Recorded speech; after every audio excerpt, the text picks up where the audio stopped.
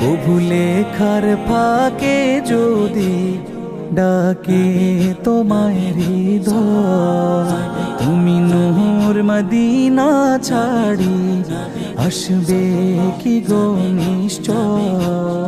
কভু লেখার ফাঁকে যদি ডাকে তোমায় হৃদয়, তুমি নূর মদিনা ছাড়ি আসবে কি গো নিশ্চয়। যদি রাখো সত্যি সত্যি চরণ পাপের ঘরে, জীবন কাটিয়ে দেব তার ছাপের চারিপাশে, চারিপাশে।